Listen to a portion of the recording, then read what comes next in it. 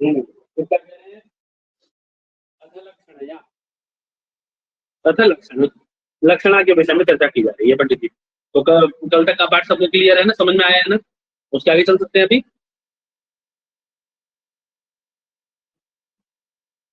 तो क्या कह रहे हैं लक्षणा के विषय में पंडित?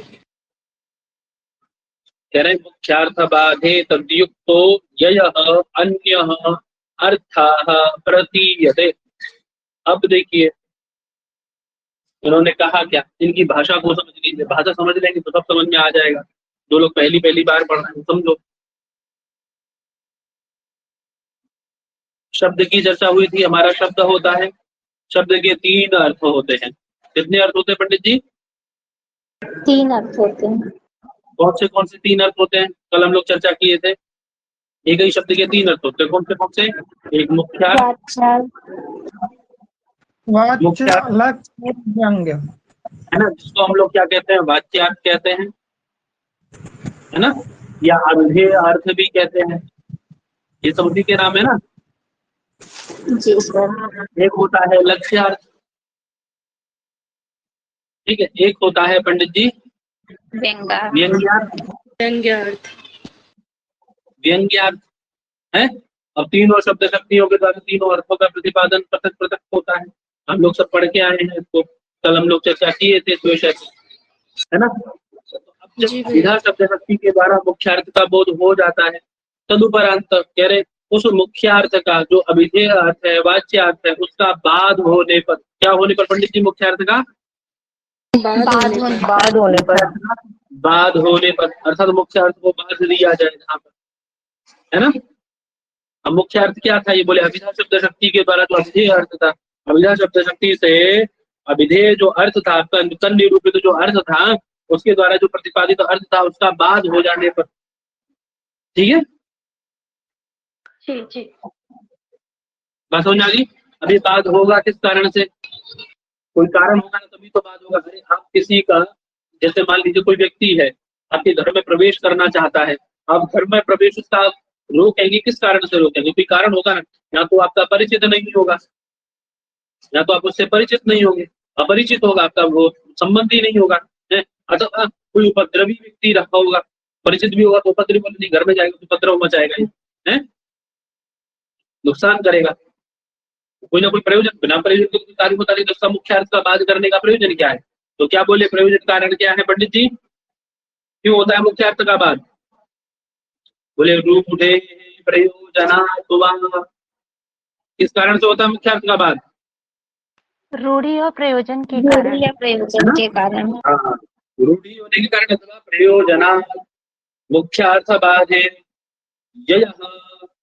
यया जिस शब्द शक्ति के द्वारा, यया शब्द शक्तिया, यया शब्द शक्तिया, जिस शब्द शक्ति के द्वारा क्या होता है पंडित जी? यया शब्द शक्तिया अन्यः अर्थः, है ना, भिन्न अर्थः प्रतीयते, भिन्न अर्थ की प्रतीति होती है, भिन्न अर्थ का उपस्थापन किया जाता है, भिन्न अर्थ का ज्ञान होता है। वो शब्द शक्ति कौन है? बोले असौ विद्वत भी, असौ विद्वत भी लक्षणा शब्द शक्ति ही अर्पिता। उसको क्या कहा है विद्वानों ने? लक्षणा नाम की शब्द शक्ति का। बात समझ आ गई? जी भैया। सबको सबको समझ आई भैया?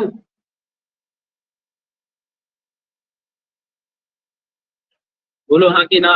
कोई ऐसा जिसको समझ में नहीं आई?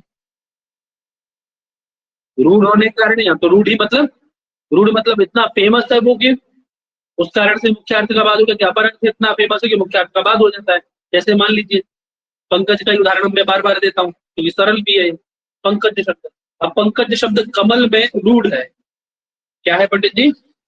पंकज शब्द आपका कमल में रूढ़ है? अरे पंकज का व्युत्पत्ति लब्धि क्या होगा? व्युत्पत्ति लब्धि अर्थ क्या होगा? पंकाज जायते, पंकाज जायते। पंक से जो उत्पन्न हो, कीचड़ से जो उत्पन्न हो, तो कीचड़ में तो कीड़े भी उत्पन्न होते हैं, कीचड़ में तो और भी गंदगी उत्पन्न होती है, और भी चीजें उत्पन्न होती है? तो कमल को ही पंकज क्यों कहते हैं? क्योंकि वो रूढ़ है, वो फेमस है, प्रसिद्ध है ना। अथवा प्रयोजन के कारण, अथवा उसका प्रयोजन हो सकता है कोई, मुख्य अर्थ का बाध करने का, है ना।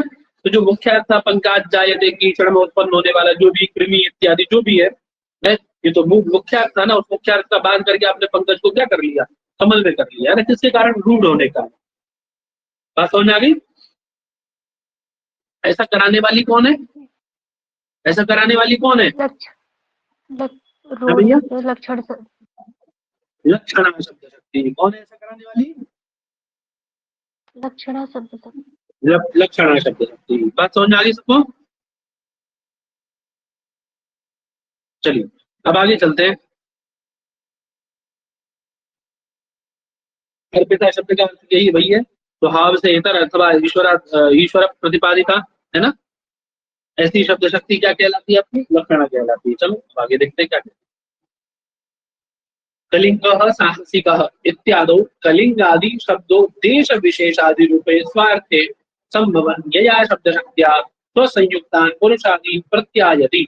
देखिए एक वाक्य बोला उन्होंने, क्या, कलिंगः साहसिकः। अब उससे पहले मैं आपको एक वाक्य देता हूं।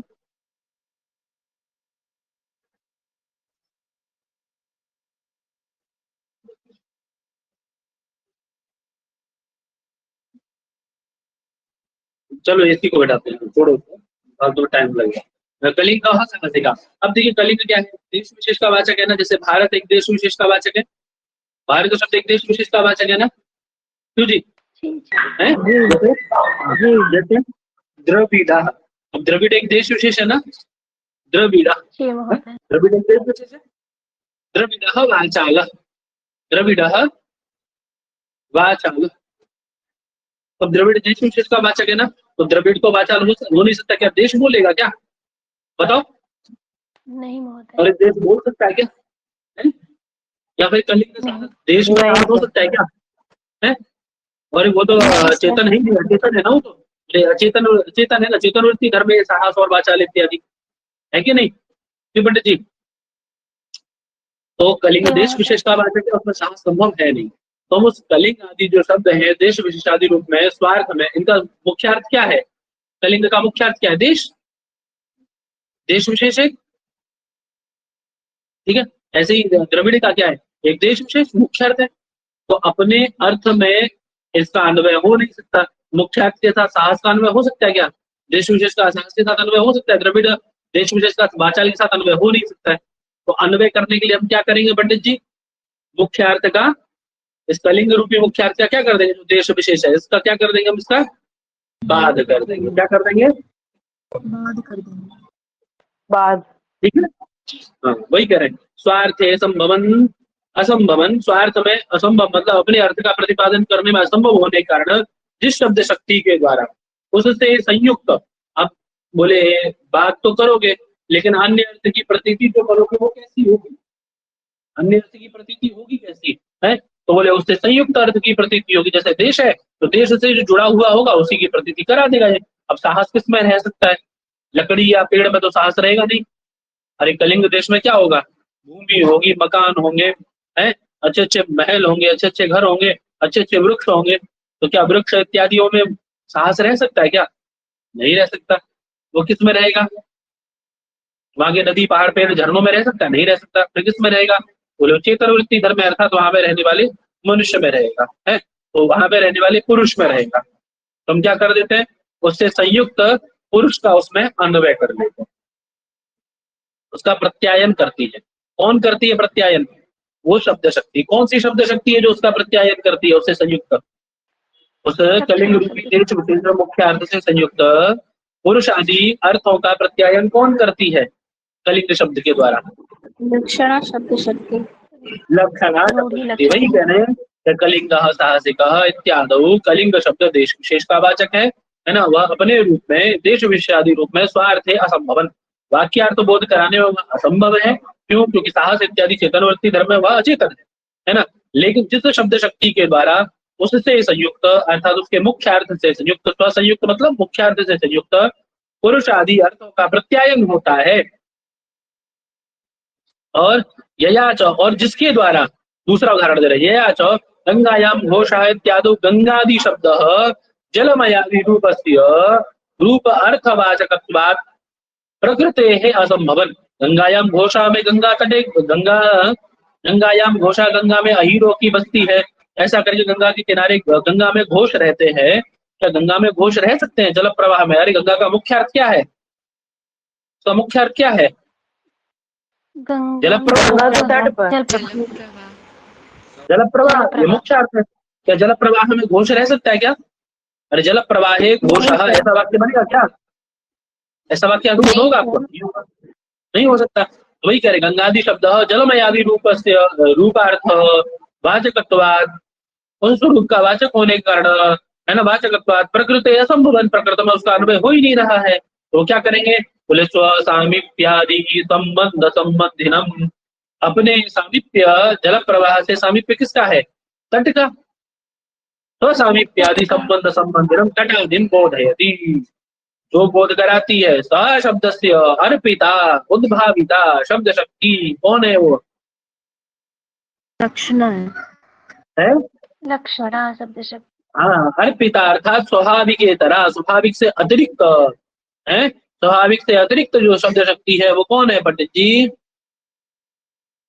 कौन है? लक्षणा लक्षणा शब्द है स्वभाव से भिन्न शब्द अथवा ईश्वर आदि अनुद्भाविता, यही बताने वाला था वहां पे मैं। ये स्वाभाविक तरह अर्पिता लिखा था ना, उसका शब्द का अर्थ है स्वाभाविक, स्वाभाविक संबंध से अतिरिक्त है ना, स्वाभाविक इतरा ईश्वर से अनुद्भाविता वा शक्ति ही लक्षणा, उसका नाम क्या है? लक्षणा शब्द। बात समझ में आ गई? जी सर। बात समझ में आई तुमको? जी सर। ठीक है। अब कह रहे पूर्वत्र, पूर्वत्र हेतु रूढ़ी प्रसिद्धि एवं। बोले पूर्व वाला जो हेतु है, पूर्व वाला हेतु कौन? पूर्व वाला उदाहरण क्या दिया था आपको? रूढ़ी कल रूढ़ी कलिंग साहसी से। बेटा क्या उदाहरण था बाबू? क्या उदाहरण था? कलिंग साहसिका। कलिंग साहसिका। हाँ, तो ये जो कलिंग साहसिका उदाहरण था पूर्व हेतु, वह किस में प्रसिद्ध है? बोले रूढ़ी प्रसिद्धि एवं, प्रसिद्धि के कारण लक्षण। कलिंग किस में प्रसिद्ध है? अरे पुरुष विशेष में प्रसिद्ध है ना। और उत्तरत्र अर्थात गंगायाम घोषः इत्यत्र गंगा तटे घोषः इति प्रतिपादनात् लभ्य शीतत्व पावनत्वादि अतिशयस्य अबोधन स्वरूप प्रयोजनम। अब देखिए गंगा तट से उसका मतलब क्या है? प्रयोजन क्या है? यहाँ प्रयोजन अर्थ में ना हे पंडित जी। अरे दूसरा जो उदाहरण गंगायाम घोषः है, इस वाक्य में गंगा तट में घोष है, गंगा तटे घोषः इति ऐसा प्रतिपादित प्रतिपादनात्, इस प्रतिपादन से लभ्य, इस प्रतिपादन से अलभ्य कौन? प्रतिपादन अलभ्य, प्रतिपादन अलभ्य, प्रतिपादन से अलभ्य, अलभ्य मतलब लभ्य माने प्राप्त, अलभ्य माने अप्राप्त। प्रतिपादन से अलभ्य कौन? शीतत्व पावनत्व, ये जो अतिशय अतिशयत्व है ना, ये अरे ये तो आपका व्यंजन शब्द शक्ति है ना पंडित जी। शीतत्व पावनत्व इत्यादि गंगा तट के द्वारा, गंगा के द्वारा है। अरे मुख्यार्थ जल प्रवाह हो गया, तट लक्षणा हो गया, और शीतत्व पावनत्व आदि ये अतिशय अर्थ है। अतिशय व्यंजन शब्द शक्ति के द्वारा होता है अतिशय युक्ति का बोध है। तो अतिशय से बोधन रूपम प्रयोजनम, अलभ्य जो शीतत्व पावनत्व इत्यादि अतिशय है उसका बोध कराना ही इसका क्या है पंडित जी? उस अतिशय का बोध कराना, तभी तो लक्षणा मूला व्यंजना बनती है आपकी, समझे ना। इसी के द्वारा लक्षणा मूला व्यंजना बनती है। उस अतिशयत्व, उस अधिक का बोध कराना ही इसका क्या है? प्रयोजन है। बात समझ में आ गई? जी सर। अब कह रहे हैं यदि बिना हेतु के लक्षण, ये तो आपने जो हेतु बताए रूढ़ी और प्रयोजन, प्रयोजन इनके द्वारा यदि कर दे तो, इनके द्वारा लक्षण की जाए तो, अगर हेतु बिना भी यस्य कस्यचित् संबंधिना लक्षणे अति प्रसंग स्यात्,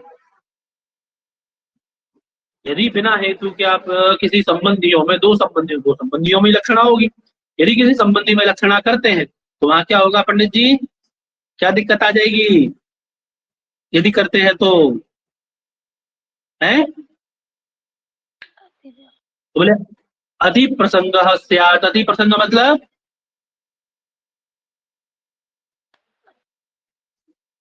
अति प्रसंग मतलब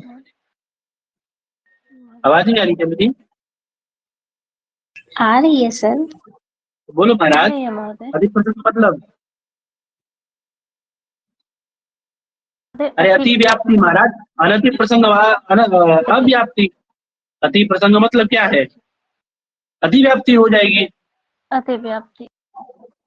अतिव्याप्ति हो जाएगी। और अनति प्रसंग आए तो, अनति प्रसंग आए तो अव्याप्ति। ध्यान रखिएगा ना। तो यदि हम ऐसा नहीं करेंगे, हेतु यदि नहीं देंगे, यदि बिना हेतु किसी संबंध में लक्षणा करने लग जाएंगे तो अतिव्याप्ति होगी। ठीक है, यदि उत्तम, इसीलिए कहा रूढ़ि प्रयोजना, इसीलिए दो हेतु दिए, रूढ़ि और प्रयोजन। बात समझ आ गई सबको? जी सर। चलिए, कह रहे केचित तो, केचित करके किसको पकड़ रहे हैं? अभी पता है ना आपको, केचित करके किसको पकड़ रहे हैं? काव्य प्रकाशकार को, वही इनके फेवरेट है, वही इनके फेवरेट है। कह रहे केचित तो आचार्य काव्य प्रकाशकार के जो राइटर हैं वो कह रहे हैं वो तो कर्मणि कुशला इति रूढ़ उदाहरणति, वो कर्मणि कुशला तो रूढ़ि का उदाहरण मानते हैं। देते हैं वहां पे कर्मणि कुशला में, नहीं देते हैं? पढ़े ना काव्य प्रकाश? देते हैं। नहीं देते? जी सर देते हैं। हाँ, बोले कुछ लोग ऐसे हैं, कुछ महानुभाव ऐसे हैं, कुछ महानुभाव ऐसे हैं जो कर्मणि कुशला इसको रूढ़ि लक्षणा का उदाहरण मानते हैं। उनका अभिप्राय हो सकता है, बोले तेषा मत अभिप्राय, वो हो सकता है कि वो ऐसा रखते हो, वो ऐसा सोच रहे हो, वो किस लिए दे रहे हैं उसका उनका मत रख रहे हैं ना। बोले हो सकता है उन्होंने, जैसे हम लोग करते हैं ना, अरे उन्होंने तो ऐसा सोच लिया हमारे विषय में, बोले हो सकता है उन्होंने ऐसा सोचा होगा इसीलिए ऐसा सोच लिया होगा।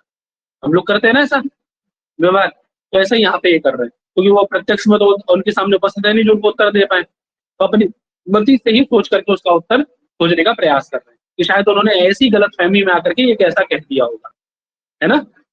एक बहुत बड़ी मिसअंडरस्टैंडिंग हुई, इस मिसअंडरस्टैंडिंग के कारण उन्होंने ऐसा कह दिया होगा, उनका ये अभिप्राय नहीं रहा होगा। बात समझ आ गई? तो ऐसे ही उनके मत का कह रहे केचित, कुछ लोग कर्मणि कुशला को रूढ़ि का उदाहरण मानते हैं। उनका अभिप्राय हो सकता है कि कुशाल लाती व्युत्पत्ति लभ्य कुशग्राही रूप मुख्य अर्थ प्रकृति असंभवन विवेचकत्वादि साधर्म्य संबंधिनम दक्ष रूपम अर्थम बोधयति। उनका अभिप्राय ये होगा कि वो कर्मणि कुशला में कुशल शब्द का व्युत्पत्ति लभ्य अर्थ उठा रहे होंगे। समझ रहे हैं ना ये पंडित जी? जी सर। कुछ कह रहे हैं क्या कोई?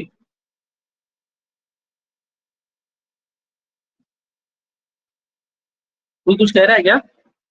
नहीं भैया। हाँ, तो कह रहे हैं उनका मत ये रहा होगा, उनका अभिप्राय ऐसा होगा कि वो क्या करना चाह रहे होंगे, कुशल जो शब्द है ना, ये उसका व्युत्पत्ति लभ्य अर्थ लेना चाहते होंगे। बोले व्युत्पत्ति लभ्य अर्थ क्या? बोले कुशाल लाती थी कुशला, तो कुशाल आने में, कुशाल एक तृण है ना, एक जानते हैं ना, कुशा एक तृण विशेष है ना। और एक कुशल शब्द का अर्थ, एक तो कुशाल लाती, कुशाल आने में जो दक्ष है। अरे 11 प्रकार के घास होते हैं। कितने प्रकार के घास होते हैं? 11 प्रकार के घास होते हैं पंडित जी। हाँ, उन 11 प्रकार के घासों में कुशा भी आता है। ऐसा बताया जाता है कि भगवान जब वराह अवतार लिए थे, है ना, नीचे से जब उनसे उसको हिरण्यकश्यप के भाई को मार के हिरण्याक्ष को पृथ्वी को लेकर के आया, तो पृथ्वी ले गया था ना पाताल लोक में, पृथ्वी को पाताल लोक में ले जाकर छिपा दिया था ना। तो उससे जब मार करके उसको लेके आए थे, तो उनके जो रोम थे ना, रोम जब ऐसे हिलाया उन्होंने, तो रोम जो गिरे थे, जहां जहां रोम गिरे थे, तो वहां पे कुश उत्पन्न हो गए थे। तो इनको जितना स्वर्ण पवित्र होता है उतना ही पवित्र इनको माना जाता है। कुश को स्वर्ण से कहीं अधिक पवित्र माना जाता है। पूजा पाठ इत्यादि में सबसे ज्यादा श्राद्ध में इसका प्रयोग किया जाता है ना। पूजा पाठ में श्राद्ध में इसका प्रयोग ज्यादा किया जाता है ना। ठीक है, तो 11 प्रकार के घासों में जो कुशा लाने में, कुशा को पहचानने में, उसको जानकारी रखने में जो दक्ष है उसको कुशल कहा जाता है व्युत्पत्ति के द्वारा। व्युत्पत्ति लभ्य अर्थ तो ये है, ठीक है, कुशग्राही मतलब कुशाम को लाने में, यही मुख्य अर्थ है ना। अब कह रहे हैं यदि कर्मणि कुशल इसमें अन्वय किया जाए आपके व्युत्पत्ति लभ्य अर्थ का, समझना ध्यान से, समझने वाली बात है। आपको जो व्युत्पत्ति लभ्य अर्थ है कुशग्राही, कुशल लाने में जो कुशल है, यदि उसका हम कर्मणि कुशला में अन्वय करेंगे तो क्या होगा? आपके मुख्य अर्थ का अन्वय इसमें होगा कर्मणि कुशला में व्युत्पत्ति लभ्य अर्थ का, बताओ होगा क्या? अरे वो कर्म कुशल बात हो रही है। आपका कुशल आने पे कुशल है, क्या अन्वय हो पा रहा है यहाँ पे? बताओ फटाफट से। नहीं महोदय। उपपन्न है ऐसा, संभव है ऐसा होने में, है पॉसिबिलिटीज दिख रही है आपको, अन्वय हो पाएगा? नहीं हो पाएगा सर। नहीं हो पाएगा, है ना, वही कह रहे हैं। कुशग्राही रूप मुख्य, कुशग्राह का इसका मुख्य अर्थ है जो कि प्रकृति में असंभव है, प्रकृति के साथ उसका अन्वय होना असंभव ही नहीं है, है? तो कह रहे हैं ऐसा होने के कारण, प्रकृति के साथ उसका अनुपपन्न होने के कारण, अन्वय अनुपपन्न होने के कारण, है ना, वो क्या करते हैं, बोले विवेचकत्वात्। विवेचकत्वात् मतलब अर्थात उसने क्या कर दिया, कोशा को अलग रख दिया और बाकी 10 घास को अलग रख दिया, उनका विवेचन कर दिया उसने,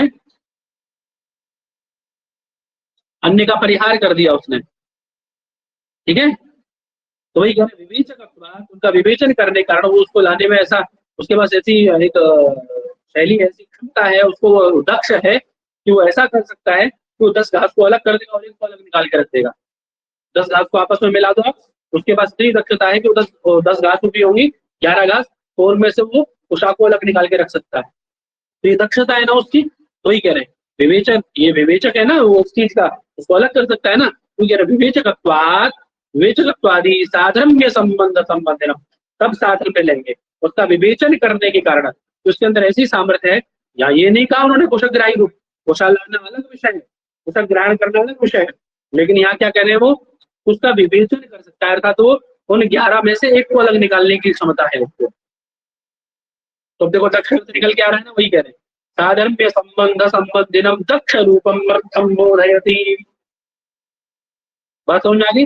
वे क्या करना चाहते होंगे, उनका अभिप्राय ये नहीं होगा, वो व्युत्पत्ति लभ्य अर्थ बता करके, व्युत्पत्ति लभ्य अर्थ के द्वारा, प्रकृति में क्योंकि अन्वय संभव नहीं था कर्म के साथ, उसका कर्म इसके साथ में कुशल का अन्वय इस प्रकार से संभव नहीं था, इसीलिए उन्होंने जो विवेचक था, विवेचकत्वात् की वो 10-11 घास में से एक घास को अलग करने में उसके पास ऐसी दक्षता है, ऐसा वो दक्ष है कि वो 11 घास में से 10 को अलग करके एक को अलग निकाल सकता है। तो ऐसा करके उन्होंने साधन में संबंध संबंधी के द्वारा दक्ष रूप अर्थ का वहां कुशल से बोध कर लेते हैं और कर्म के साथ उसका अन्वय कर देते हैं, वो है कि वो अपना कर्म करने में दक्ष है। कर्म क्या है उसका, कि वो 11 घास में से एक घास को अलग कर सकता है, ये कर्म है।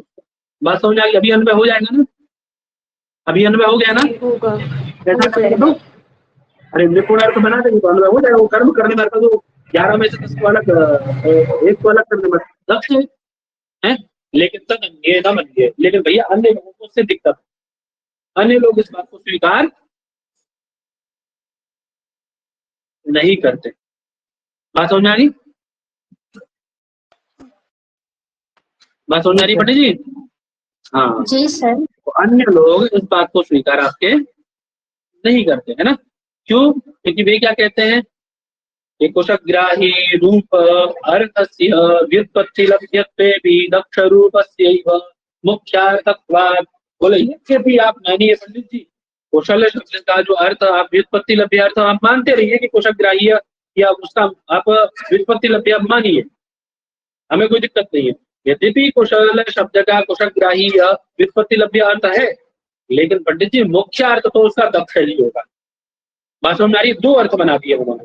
वो तो क्या कर रहे थे, वो एक ही अर्थ कुशल का कुशग्राही रूप मुख्य अर्थ था, उसका प्रकृति से अन्वय संभव नहीं था।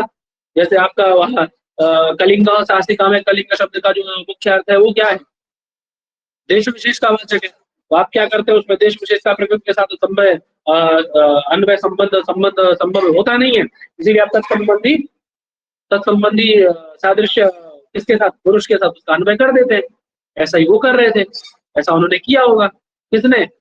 कवि प्रकाशकार ने। लेकिन अन्य लोग इस बात को नहीं मानते, वो ये कहते हैं कि भैया जो कुशग्राही रूप आप ये जो व्युत्पत्ति लभ्य कुशल का आप कुशग्राही रूप बता रहे हैं ना, आप उसको मुख्यार्थ जो मान रहे हैं, क्योंकि उन्होंने कुशग्राही रूप मुख्यार्थ माना है, तो कह रहे ना पंडित जी कुशग्राही रूप मुख्यार्थ नहीं हो सकता, ऐसा व्युत्पत्ति लभ्य अर्थ हो सकता है आपका, तो हमें कोई दिक्कत नहीं है, उसका व्युत्पत्ति लभ्य हो सकता है, लेकिन मुख्य अर्थ तो इसका दक्ष ही है। बात समझ आ गई? मुख्य अर्थ क्या है इसका? दक्ष। पॉइंट समझ में आ गया ना? हाँ, वो शिवानी यादव नाम से एक अप्रूवल आया, उसको एक्सेप्ट कर लीजिए। यार बीच में ये लोग पहले का ही नहीं भेजते हैं। बीच में डिस्टर्ब करवाते हो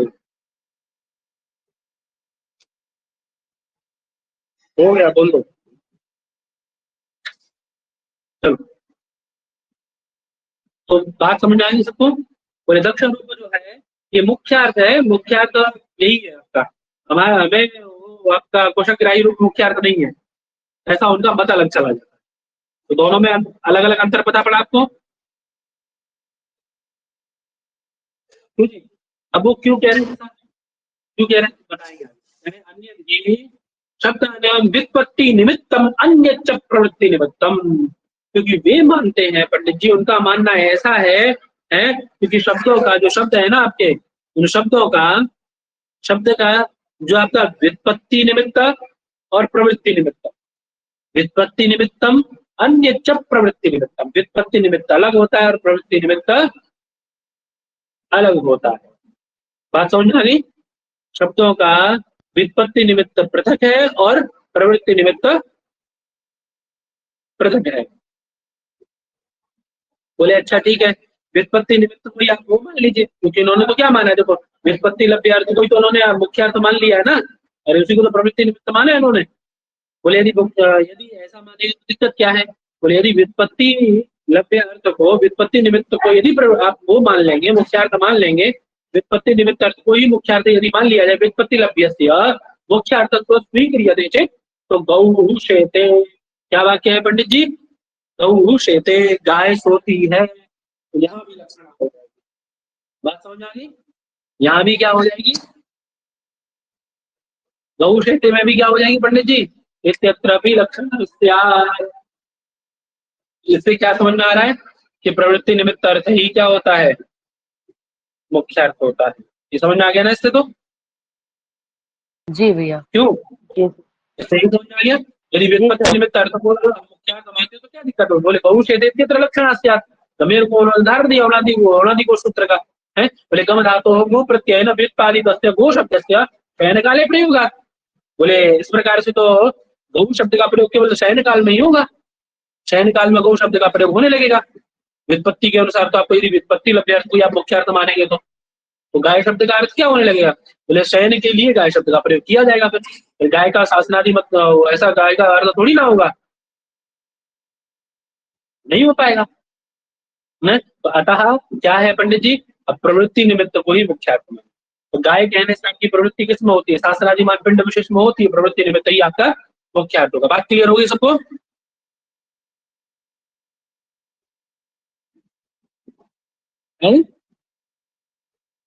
जी सर। हाँ, तो जो गमन कर्तिका है, गमन करने वाली है, वही आपकी गाय है, ऐसा करके ये प्रवृत्ति निमित्त इसके द्वारा ही आपको ज्ञान होगा। वही कह रहे ना, तो कह रहे गो शब्द से व्युत्पत्ति रूप अर्थ गमन कर्तृत्व रूप। व्युत्पत्ति लभ्य अर्थ क्या है? गमन कर्तृत्व रूप। प्रवृत्ति स्वरूप प्रवृत्ति रूप अर्थ गोत्वजाति रूप है। अब मुख्यार्थ किसको माना जाए? गमन कर्तृत्व स्वरूप जो गाय है वो गाय को मुख्यार्थ माना जाए, या प्रवृत्ति स्वरूप जो गोत्व जाति मान है वो उसको मुख्यार्थ माना जाए है? तो यदि इसको मुख्यार्थ मानते हैं, गमन कर्तृत्व स्वरूप इसको मुख्यार्थ मानते हैं, तो आपका गमेर मोह एक सूत्र है गुणादि कोश का, तो गम धातु से गो प्रत्यय के द्वारा व्युत्पादित गो शब्द का शयन काल में ही प्रयोग होगा, अन्य गो शब्द का प्रयोग जाति विशेष के लिए नहीं कर सकते। इसीलिए प्रवृत्ति रूप जो अर्थ है गोत्व जाति मान वही मुख्यार्थ है, ना कि आपका व्युत्पत्ति रूप मुख्यार्थ है। व्युत्पत्ति निमित्त मुख्यार्थ नहीं होता। बात समझ में आ गई?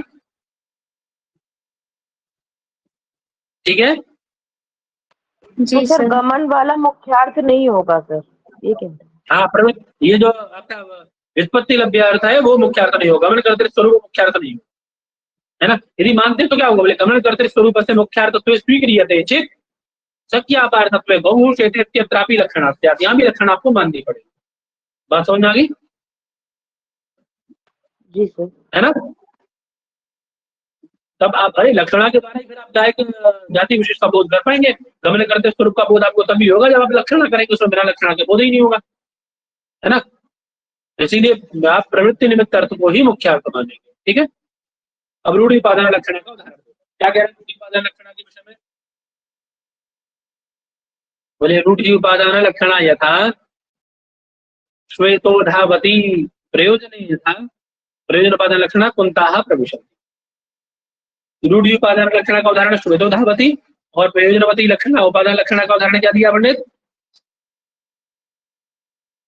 कुंता मैं बोलो। प्रविशन्ति। कुंताः प्रविशन्ति, है ना। चलिए देखते हैं। श्वेतो धावति, क्या कह रहे हैं?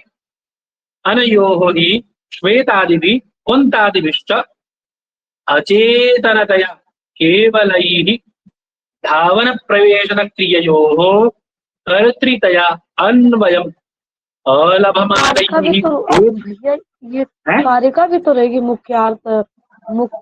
स्त्रीतर क्षेपा रहेगा क्या कुछ? अरे रहेगा, अच्छा अच्छा, हाँ क्षम्यता, वो ध्यान नहीं रहा मुझे कर गया। चलो तब भेद आना, भेद बता रहे उसे, क्षम्यता, वो नीचे चला गया करा तो ध्यान नहीं दिया।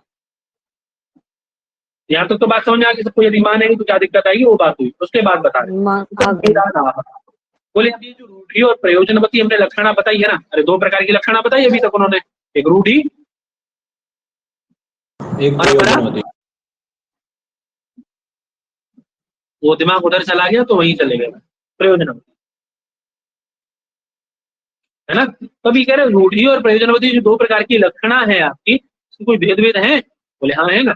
तब भेदाना, बोले तो बताओ उनके भेद भेद को, बता। क्या कह रहे हैं? बोले मुख्यार्थस्य इतराक्षेपः वाक्यार्थे अन्वय सिद्धये यादात्मनः अपि उपादानान् एषा उपादान लक्षण। क्या बोले पटेल जी? अब देखिए उपादान शब्द का अर्थ समझ ली तो समझ में आ जाएगा आपको। उपादान शब्द का मतलब क्या होता है? उपादान का मतलब क्या है? अन्वय की सिद्धि के लिए दूसरे का ग्रहण करना। सारी कहते हैं ना उपादान कर लीजिए, है आदान उपादान, क्या मतलब इसका? दान मतलब देना, आदान मतलब प्रदान करना, प्रदान आदान, उपादान मतलब उससे लेना, है। और इन लोग तो में पढ़ते हो ना उपसर्ग किस लिए आता है? उपसर्ग का मतलब क्या है? हैं? अरे वो उपसर्ग किस अर्थ में है पंडित जी? निरुक्त में। उपमार्थक, उपमा, है उपमार्थक होगा ना। अर्थ में प्रयोग किया है तुक्का। समीप बोलते जा सामीप्य सामीप्य के लिए अर्थ में है महाराज। बोलते जा रहे हो। चलो, है तो उपादान मतलब किसी को किसी से कुछ लेना, आदान करना, ग्रहण करना, है। तभी क्या ये वही लक्षण है, मतलब लेती है तब उसका उपादान लक्षण, यानी अपनी सिद्धि के लिए। वो आता है ना आपके काव्य प्रकाश में, क्या कहते हैं काव्य प्रकाश कार्य तो उपादान के विषय में? सुसिद्धि पराक्षेपः। सिद्धे एक लाइन में कह दिया उन्होंने। बोले अपनी सिद्धि के लिए दूसरे से क्या कर लेना, आक्षेप कर लेना ही क्या है? आक्षेप कर लेना, है ना। और परार्थ तो समर्पणम, दो बहनें हैं ये, एक उपादान लक्षण और एक लक्षण लक्षण, दोनों में गुण अलग। एक ही पिता की दो पुत्रियां, एक ऐसी है कि अपने कार्य की सिद्धि के लिए दूसरे का भी छीन के खा जाए, दूसरे का भी छीन के रख ले, है। नहीं मेरा काम सिद्ध हो, बाकी जाए बाहर में। वो कौन है ऐसी? उपादान लक्षण। एक लक्षण लक्षण है, बड़ी सहृदयी है। बोले ठीक है तुम्हारा काम बनना चाहिए, ले लो, मेरे से भी ले लो, है। परार्थ स्व समर्पणम, बात समझ में आ गई? तो वही कह रहे हैं मुख्यार्थस्य इतराक्षेप, जो मुख्यार्थ है आपका पंडित जी, तो मुख्यार्थ पर इतर का आक्षेप किसके लिए, क्या कारण है?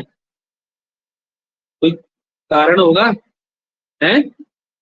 अन्वय सिद्ध है, अन्वय सिद्धि। तो क्या कह रहे हैं? बोले वाक्यार्थे, वाक्यार्थ को और पहले लगाओ, वाक्यार्थे मुख्यार्थस्य, वाक्य अर्थ में, वाक्य के अर्थ में, मुख्य अर्थस्य, मुख्य अर्थ की षष्ठी है ना, मुख्य अर्थ की किसके लिए, मुख्य अर्थ के किसके लिए? बोले अन्वय सिद्ध, ये मुख्य अर्थ के अन्वय की सिद्धि, चतुर्थी है ना, सिद्धि के लिए। बहुत सरल है, सिद्धि के लिए क्या करती है? बोले इतराक्षेप, इतर का आक्षेप कर लेती है, अन्य का आक्षेप कर लेती है। इतरस्य अर्थात अन्य से, भिन्नस्य आक्षेप है। तो इसीलिए और किसका? बोले आत्मना, ऐसा नहीं कि अपने अपने अर्थ को छोड़ देती, अपने अर्थ को नहीं छोड़ती है, अपने को तो बिल्कुल नहीं छोड़ेगी। मान लीजिए उसके पास यदि 100 रुपए थे, 100 में से उसको 50 मिले और 50 उसके दूसरे को मिल गए हैं, तो वो क्या करती है, दूसरे से भी 50 छीन लेगी, अपने 50 तो उसके पास है। समझ गए ना? ये दूसरे से 25 छीन के अपने 75 कर लेगी, अपने 50 पे ही, अपने 50 में से एक भी नहीं कम खर्च करेगी, है ना? ऐसी है, तो वही कह रहे अन्वय से ये तराक्षेप, और बोले आत्मनः अपि उपादान, और अपने स्वार्थ का, आत्मनः अर्थस्य मतलब स्वार्थस्य, अपने अर्थ का भी उपादान, अपने अर्थ को भी संभाल के रखती है, अपने अर्थ का भी ग्रहण करती है ना? ऐसा उपादान लक्षण, ये ऐसी है उपादान लक्षण पंडित जी। बात समझ में आ गई? दूसरे का को भी ले ले, अपने को भी संभाल के रखे, यही उपादान। किसके लिए? बोले वाक्यार्थ में मुख्य अर्थ के अन्वय की सिद्धि के लिए। किसके लिए? वाक्यार्थ में मुख्य अर्थ के अन्वय की सिद्धि के लिए। ठीक है, अभी समझ में आ गया? तो कैसे है तो बता। आ गया। तो देखिए उपादान लक्षण स्वाभाविक सी बात है कि प्रयोजनवती और रूढ़ी के दो भेद है, तो रूढ़ी उपादान लक्षण और प्रयोजनवती उपादान लक्षण होंगे। तो रूढ़ी उपादान लक्षण के विषय में बताया क्या करें? श्वेतो धावती। अब देखिए श्वेतो धावती, श्वेत दौड़ सकता है क्या? नहीं, श्वेत धावती तो दौड़ सकता है? अरे गुण विशेष है नहीं, तो श्वेत क्या है? गुण विशेष है ना। और गुण कहाँ रहता है? गुणी के आश्रित रहता है ना। हम लोग पढ़े उधर न्याय में, गुण किसके आश्रित रहता है पंडित जी? गुणी के आश्रित रहता है। दर्शक तो रह ही नहीं सकते गुण, है कोई ना कोई आधार चाहिए, उनको आश्रय चाहिए, बिना आश्रय के गुण रह ही नहीं सकते। तो श्वेत दो, और ये धावनक क्रिया क्या है? क्रिया कैसी है? चेतन वृत्ति धर्म है, क्रिया तो चेतन वृत्ति धर्म है, और ये गुण तो अचेतन है, गुण क्या है? अचेतन है। तो कैसे घटेगा वाक्य? है तो क्या करेंगे उसके लिए? बोले वाक्यार्थ बोध के लिए क्या करना पड़ेगा? वाक्यार्थ में मुख्य अर्थ क्या है आपका? श्वेत शब्द का मुख्य अर्थ क्या है? गुण विशेष एक श्वेत सफेद है कि नहीं? अरे कुंता प्रविशन्ति कुंत शब्द का अर्थ क्या है? मुख्य अर्थ। बोले तो वाक्यार्थ बोध के लिए मुख्य अर्थ की सिद्धि, मुख्य अर्थ के अन्वय के श्वेत का धावन क्रिया से और कुंत का प्रवेशन क्रिया से अन्वय हो जाए, क्योंकि भाले अपने आप तो प्रवेश कर नहीं सकते, श्वेत को खुद से दौड़ नहीं सकता, इनका अन्वय सिद्ध हो जाए, ये मुख्य अर्थ का वाक्यार्थ के साथ हो। आपके मुख्य अर्थ के अन्वय की सिद्धि के लिए, वाक्यार्थ में मुख्य अर्थ के अन्वय की सिद्धि के लिए क्या करता है पंडित जी? ये लक्षणा क्या करती है? किसी का उपादान कर लेती है। क्या कर लेती है? अपने अर्थ मुख्य अर्थ को तो, श्वेत अर्थ को तो रखेगी, कुंत अर्थ को तो रखेगी, लेकिन उपादान कर लेगी। किसका उपादान कर लेगी? किसका उपादान कर लेगी? यदि बाहर वाले को उपादान करेगी नहीं पंडित जी, है बोले आत्म संबंधिना अश्वादय है, और कुंत किसका उपादान करेगा? बोले पुरुषादय आत्म संबंधिना। समझ में आ गई बात? बोले आत्म संबंधी। हम लोग कोई भी हमें आवश्यकता पड़ती है, हम किससे कुछ मांगते हैं? या किसी भी बहरे गहरे से उठा करके मांग लेंगे कुछ भी? है राह चलते व्यक्ति से कुछ भी मांग लिया जाएगा? कि अरे भाई मुझे 10,000 रुपये की जरूरत है, जरा हेल्प करना, इसलिए मांग लो, दे देगा वो आपको। रास्ते में चलते किसी व्यक्ति से हैं नहीं सर, हम किससे? अपने व्यक्ति से ही मांगते हैं। वही कह रहे आत्म संबंधी अश्वादय पुरुषादेश आक्षिप्य, जब अश्वादी का आक्षेप किया जाएगा, स्थितः अश्वाधावती कुंताः पुरुषाः प्रविशन्ति, अब वाक्य अर्थ बोध हो जाएगा, नहीं होगा? तो जी है बोले पहली वाली रूढ़ी क्यों है और दूसरी वाली आपकी प्रयोजनवती क्यों है? पूर्वत्र प्रयोजनाभावात् रूढ़ी, पूर्व वाली के पास कोई प्रयोजन तो है नहीं, तो प्रयोजन के अभाव के कारण रूढ़ी है वो, है ना? और उत्तर के पास में तो प्रयोजन है। उत्तरत्र तु कुंतादीनाम अति गहनत्व प्रयोजन।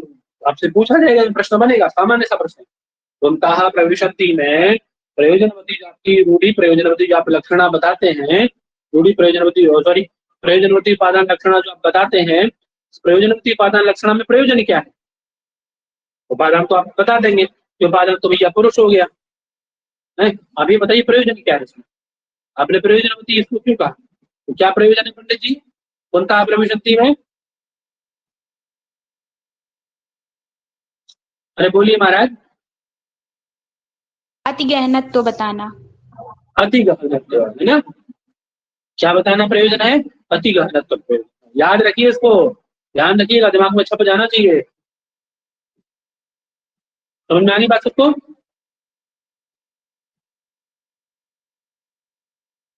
समझ में नहीं आया क्या? जी है आ गया सर। आगे सर। है अत्र च ये जो आपकी उपादान लक्षण है इसमें मुख्यार्थस्य आत्मनः अपि उपादान, मुख्यार्थ अपने अर्थ का भी स्वार्थ का भी ग्रहण करता है, उसका भी उपादान करता है, लेकिन लक्षण लक्षणायाम तो परस्य एव उपलक्षणामिति अनयोः भेद। तो लक्षण लक्षण और उपादान लक्षण में इतना ही भेद है कि मुख्य अर्थ जो है वो अपना भी उपादान कर लेता है। बात समझ आ रही है ना? उपादान लक्षणा में मुख्य अर्थ का भी आप उपादान करते हैं, उसका भी ग्रहण आप कर लेते हैं, लेकिन लक्षण लक्षणा में केवल किसका? लक्षण लक्षणायाम तो परस्यैव उपलक्षणम, केवल पर अर्थ, केवल अपर अर्थ का ही, अन्य अर्थ का, इतर अर्थ का ही उपलक्षण होता है। ठीक है, बात समझ में आ गई? और इसी को क्या कहा जाता है? अब देखिए अजहत और जहत की बात यही आती है। जहत माने जहत माने त्याग जहत दे रहा माने है, त्यागना। लक्षण लक्षणा। सुन लो यार, जहत माने त्यागना, है ना? त्याग, जहत माने त्याग। त्यागना। और नाम क्या है? जहत स्वार्थ। अब यहाँ स्वार्थ और जोड़ दो, स्वार्थ मतलब मुख्यार्थ। तो मुख्यार्थ त्याग कौन करती है? कौन करती है मुख्यार्थ का त्याग? लक्षण लक्षणा मुख्य अर्थ का त्याग। लक्षण लक्षणा, इसीलिए उसको क्या कहा जाता है? उसका नाम क्या है? जहत स्वार्थ। इसीलिए उसका नाम क्या है? जहत स्वार्थ। और ये कैसी है आपकी? ये कैसी है? अजहत स्वार्थ। उपादान। ये तो अपने मुख्यार्थ का त्याग करती नहीं है। मुख्यार्थ से आत्मा उपादान मुख्यार्थ का भी साथ में रखती है, अपने मुख्यार्थ का त्याग तो करती नहीं है। तो इसीलिए इसको क्या कहा जाता है? अजहत, अर्थात न जहत इति अजहत, है ना? जो अपने अर्थ का त्याग न करती हो। स्वार्थम न जहति, है ना? न परित्यजति। बात समझ में आ गई?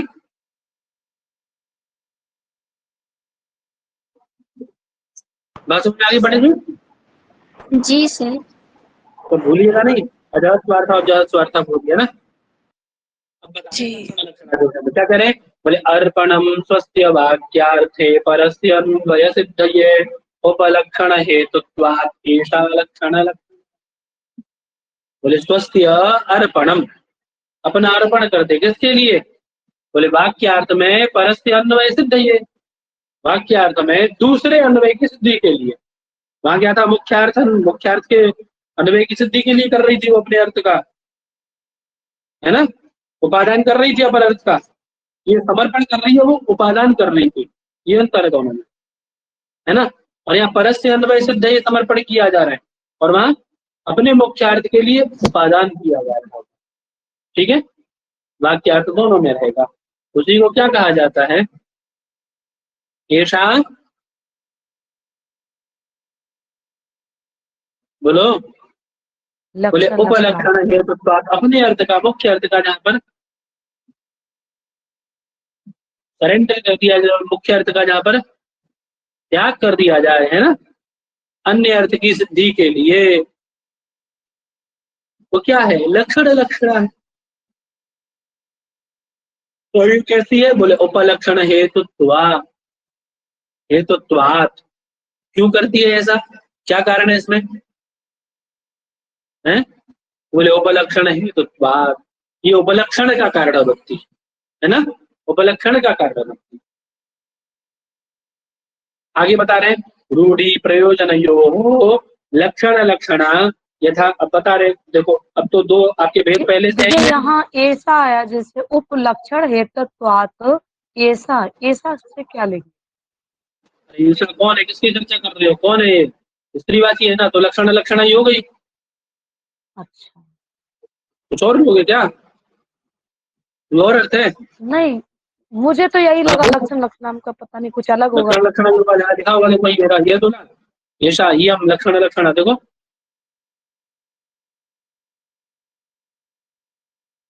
चलो। हाँ ठीक भैया।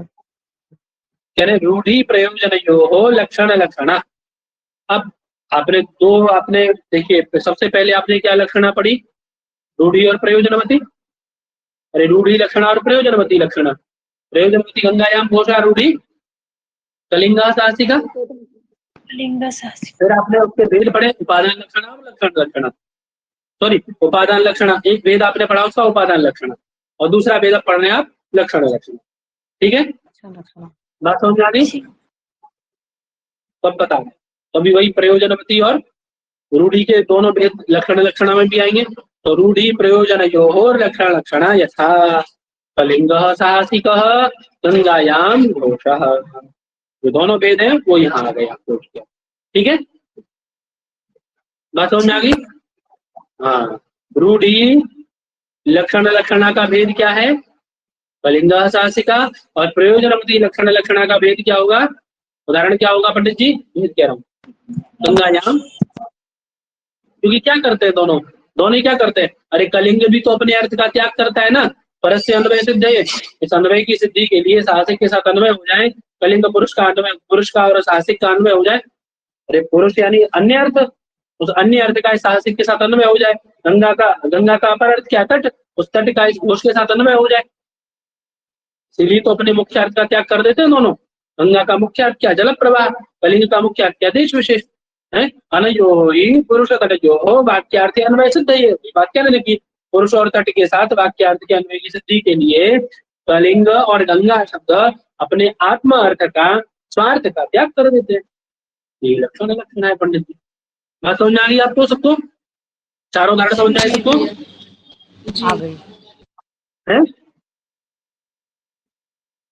बोलो जी। जी सर।